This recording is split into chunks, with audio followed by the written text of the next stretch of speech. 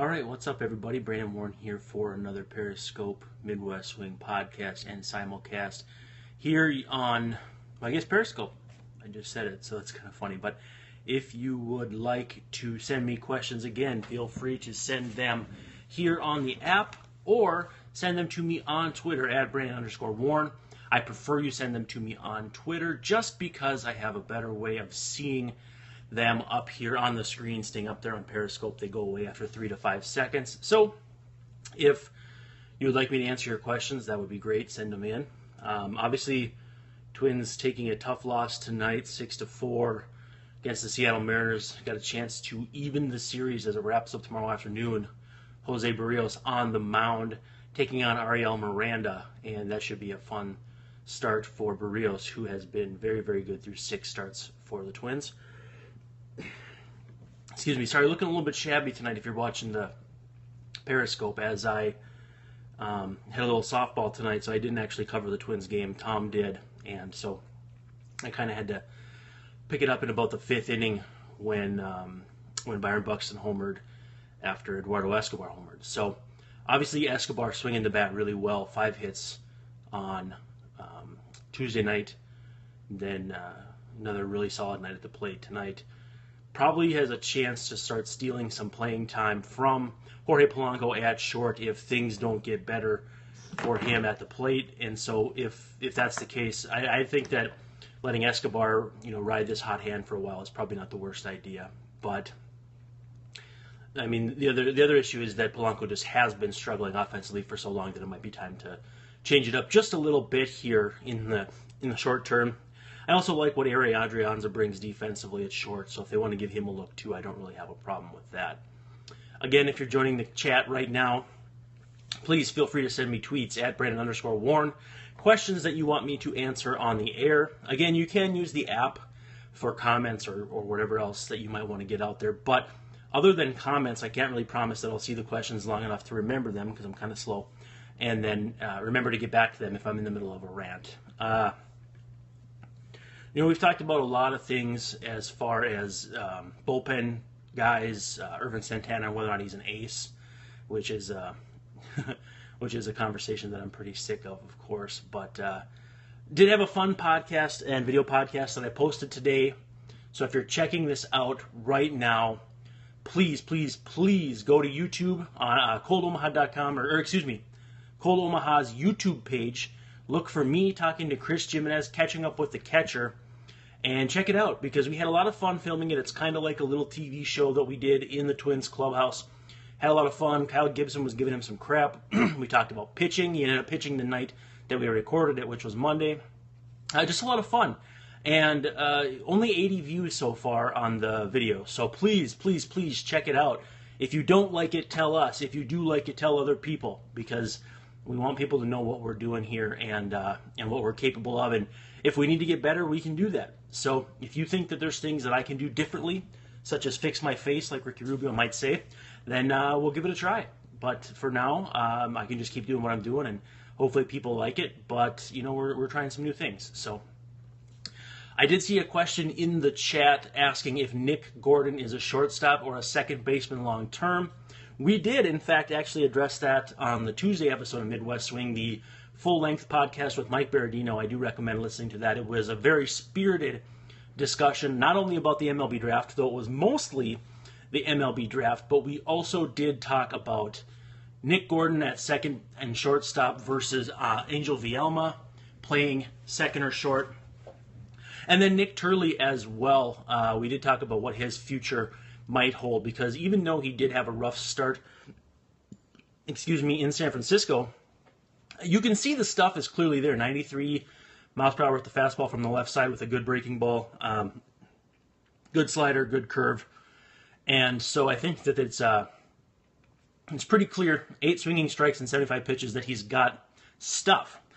Execution is going to be a little different. We did talk a little bit yesterday in the Twins clubhouse about using the weighted ball system from driveline bases and some other things that he's been doing and planning to do moving forward to continue helping, not so much in velocity, that is, but actually in recovery, which is also very important for pitchers. So anyway, Back to the Gordon second base shortstop debate.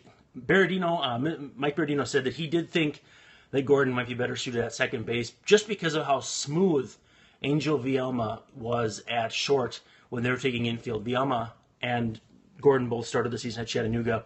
Vielma has been bumped up to Rochester. He's hitting a little bit up there last I checked. And so a young guy with a smooth glove has drawn some comparisons to Omar Vizquel. Again, not that he'll become Omar Vizquel. Don't get me wrong. I'm not saying he's going to be a future Hall of Famer. But when Vizquel came up, and for a large part of his career, he was glove first, glove second, and the bat leg much further behind. He did become a pretty good hitter in the middle of his career.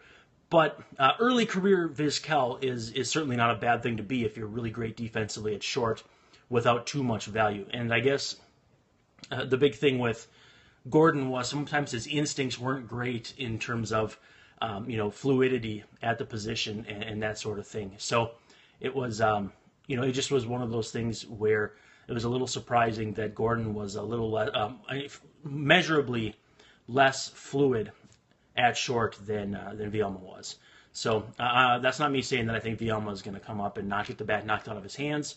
And they have a ton of shortstop talent that is in the system in terms of Wander Javier, Royce Lewis. They'll be signing the international kid on July 2 most likely.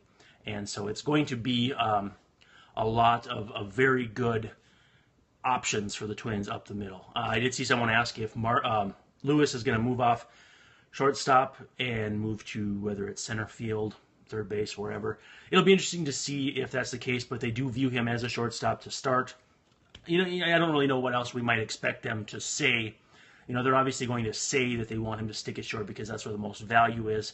But if he does fall down the spectrum, so to speak, to center field, that still gives you that B.J. Upton type player up the middle who was an elite player early in his Tampa Bay days. Mike on the podcast on Tuesday mentioned Ian Desmond was another name he thought, who knows, maybe he could be that kind of guy. So, we'll see what happens. I liked the pick, and I know that, I've gotten a lot of grief for being too positive. And, I rip the Twins quite frequently. I didn't like pinch running for Jason Castro tonight. I just don't rip them in a sense where I say that they're crap or whatever. I pick my spots. If I don't like something, I say I don't like it. If I don't like bunts, I say I don't like bunts. And, I'm going to try to be classy when I rip things. I don't always manage to toe that line very well. But, the thing is, baseball is such a day-to-day game, and you have to keep a broad view of it that it's tough to rip on a day-to-day, basis. Because if you rip somebody one day and your point 3 days later is proven wrong, it wasn't a good point in the first place. And so that's what I struggle with. Brad Simon has sent me a tweet. Please, again, I'm seeing a lot of comments in the chat room. Send me tweets at Brandon_Warren. I would be happy to answer them. I don't see these questions up on the screen long enough to process them mentally in my big head with a small brain and remember them to rattle them back off. So Brad says, will this team ever get pitching reinforcements like real ones, or are they all hurt long term?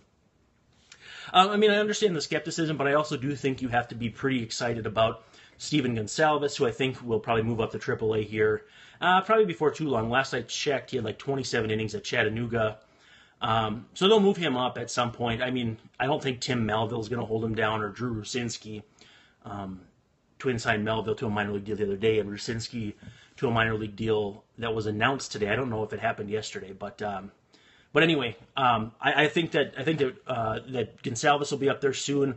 I think they'll want Fernando Romero to move relatively quickly while still keeping his innings within reason. I don't think you're going to see either of those guys in the big leagues this year, but I do think as far as pitching reinforcements, you're going to have to see them get creative in terms of bringing guys up that aren't on the 40-man. And to me, as I said in a previous chat, really not that difficult in that Busenitz can help you. John Curtis, who is just killing it at Chattanooga, can help you. Mason Malatakis. I wouldn't be opposed to Randy Rosario coming back up at some point. And I think what we saw from Rosario, even though it looked like he probably wasn't ready based on how he got hit, was a lefty with good stuff that just needs a little more polish. There are arms that are interesting.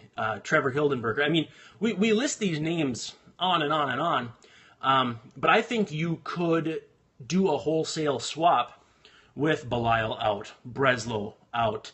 They've already sent out Wimmers. They sent out Heston, who could be coming back on Saturday to start one of the games of the doubleheader. But I do think you could do a mass exodus and bring up some of these guys and throw something at the wall. Because I don't know that Alan Busenitz has much more to prove at AAA Rochester, and I don't think that it's unreasonable for him to come up. I am a Rooster Man, which I think is a phenomenal handle, says if we just have our phone, you can't watch and tweet me, though. I understand that. So that's one flaw in the whole thing that I don't like. And I appreciate, first of all, the retweet that you did. I love the idea that people are giving me a little more exposure. Not that I necessarily deserve it, but hey, what can I say? So I will try to keep the screen stuff in mind if I can. Got a lot of tweets in here, though, so I'm going to get back to that. Anyway, Brad, yeah, so as far as pitching reinforcements, I think they're trying to be creative. I talked with Jimenez. This was actually not on the podcast, but it was after we recorded Just Shooting the Breeze. I talked to him almost every single day, which is amazing because you wouldn't think a backup catcher would be able to tell you that much stuff. But the insight he has into not necessarily the game, but the inner workings of the Twins, from an analytics standpoint, from a what they're trying to do standpoint, from a bullpen hierarchy standpoint, he is in a lot of ways kind of like another coach. When I asked him, is Tyler Duffy starting to get closer to working the eighth inning of some games? He's like, oh yeah, for sure. So I can go to him for a lot of information. And, so we talked about Nick Turley specifically being a guy, the Cleveland Indians, when Derek Falvey was there, traded for an unknown guy. They traded a right-handed reliever named Vinny Pestano, who had some good numbers, but, had kind of fallen off. They traded him to San Diego and got this unknown guy, 25 or 26-year-old righty named Corey Kluber, who was not throwing a two-seam fastball at the time. They got him throwing the two-seamer, and the rest is history. He wins Cy Young Award. He's the Klubot, and he's just a stud. And so it's not to say that Turley's going to be that same kind of guy, but they are leaving no stone unturned in terms of interesting arms. A lot of fans will call that scrap heap, and I understand that. But when it comes to pitching, it's not always as easy as signing a Max Scherzer, who's phenomenal, but will be paid by the Nationals for the next X number, many, many years. That worked out. John Lester is very, very good, although he hasn't been that good lately. But that's another deal that's worked out. But for each of those, you've got David Price, who's right now, quite frankly, a mess in Boston. And who would have seen that coming? I would have thought that that David Price deal would have worked out beautifully, with maybe the last 2 years being rough, and now so far it's actually been not a great go right now as it is. So I like the idea of being creative, because and we talked about Turley specifically, is that if Turley becomes a really nice pitcher, not only is that a nice boost to a rotation that is, I agree, I think David Price recovers. Not only is Turley a nice boost to a rotation that is desperately seeking a third guy behind Santana and Barrios, but you've got 6 years of control over a guy who's 27 years old, so you can basically control his useful years till he's age 33 with no risk. And so I think that's, people will call that scrap heap, they'll call it dumpster diving. I think it's brilliant. It's the same way that they got Buddy Boshears, who I guess, be the biggest fan of, but he's an effective middle reliever. Nobody's calling him more than he is. Yeah, Twins fan 44 saying Turley's a good strikeout guy too. And yeah, 93 from the left side with a good breaking ball. That'll work. If you've got 3 pitches from the left side and you're throwing even in the low 90s, it comes down to sequencing. It comes down to defense. Yeah, I agree with you, Rooster Man. Pretty good 4-5er, could be a great reliever. George Bissell from Baseball Prospectus was asking me in my mailbag when they'll make him the Chris Davinsky, which is the Astros super reliever, flavor du jour from the last year or so.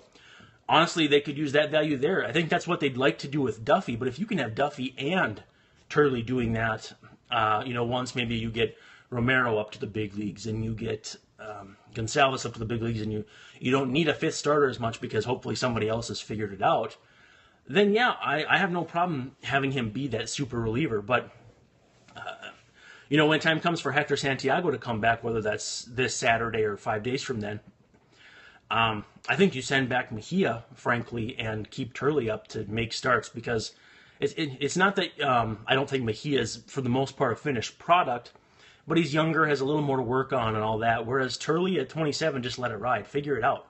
It's you're not going to ruin a guy that you signed out of indie ball. It's not entirely unlike Aaron Thompson, where they kind of ran him through the meat grinder, but at the same time, at 27, he's obviously much more talented than Thompson, so it's kind of an uneven comparison. But I do think that there's no sense in yo-yoing Nick Turley around. Just keep him up and figure out what you got, because the Twins have two of the worst starters in exit velocity. Actually, it's number 1 and number 2 among pitchers with at least 500 pitches, Hector Santiago and Phil Hughes. So give this Turley guy a shot. I mean, the other guys are hurt. The other guys are struggling. Just get a little creative. I mean, I know everyone's like, well, you're in contention, so you got to play by the book. I think these guys are not afraid to make unpopular decisions if it means that they can win and extend their winning window, which I think makes a lot of sense. Twins fan is wondering if the Twins could move Eddie Rosario. He seems like a guy they could afford to move. Yeah, I mean, I don't think they'd be opposed to it. Obviously, they're not married to him because they didn't bring him on with this current brain trust. So I don't think they'd be afraid to move him. I just don't think that he's really that interesting to anybody else. Any knowledge on Turley's slider he mentioned after his... I admit I lost that thing. It asked about a Turley slider. I can ask about that. Turley and I talked at length yesterday about his curveball and his slider. And we just talked about how they're obviously very different pitches for him. It's not a slurvy thing where each day he throws one or the other. AA start, AAA start. Okay, new grip. All right. I'll ask him on it because I don't know about anything about a new grip or anything. I know he's been working on some different things in terms of mechanics and all that because he had lost his way. In fact, Baseball America, early in his career, listed him as having the best control in the Yankees system. I think it was like 2012. And then he went through a stretch where he walked like 4 batters per 9. And I don't know if he's ever tried a changeup. We can ask him that too. But he went through a stretch where he struggled with command, and now he just kind of got back to the fact where he's like, I'm just going to attack the zone. I'm going to throw strikes, and so far that has resulted in the strikeouts. It hasn't been deception, but rather attacking the strike zone. And he loves the strikeouts, but he doesn't pitch for strikeouts. It was when he pitched for strikeouts that he walked guys. So I think he feels like he's taking a more natural approach to pitching, and it has actually has worked out for him. Let's see what we have for other questions. Francis Materi wants to know if we would take Mike Pelfrey back as a bullpen arm. This is an unpopular opinion, but yes, I would. If the White Sox designated him for assignment and he came at no cost and you told him, look, Big Pelf, you need to work out of the bullpen, and he said, yeah, I'll do it, I would sign him in a heartbeat. Good fastball with some good arm side run, probably running up there 95, 96 out of the pen. Work with the split and maybe a slider or a curveball. Let's play. I think that I really do think that makes a lot of sense. So I would definitely welcome back Mike Pelfrey, the reliever, with open arms in terms of taking a flyer. I'm not giving him $4 million a year or anything like that, but on a flyer, yeah, why not? Superfan Minnesota says he can't pretend that the Aaron Hicks trade doesn't piss him off on a daily basis. Yes, I agree. I started the hashtag stick with Hicks. I don't know if it's gotten much play out there now, but man, I wish Aaron Hicks was still with the Twins. Josh Meyer says, how surprised would I be if Gordon was traded for pitching at the deadline? Fairly surprised. I think they want him to play second base in the future. I think it'd be more likely that Brian Dozier would be traded and Nick Gordon would debut within the next year or so with maybe Polanco moving over to second base in the meantime, letting Escobar and Adrianza play short in the meantime. Oh, sorry, I got a frog in my throat. But I do think that if a good deal comes for Dozier or Santana, these guys would not be afraid to pull the trigger because they need to focus on a sustainable winning window. And if moving Irvin Santana or Brian Dozier allows them to find that window, I think that they have to do that. Let's see what other questions we have. 2 more years until Aaron Hicks is a free agent. If he keeps this up, how much will he get? That's Michael St. John asking that question. if Aaron Hicks keeps it up 2 years from now, let's see, he was born in '89, so you'd be looking at a 30-year-old Aaron Hicks coming off 3 5-win seasons. Would that be 3 6-win seasons?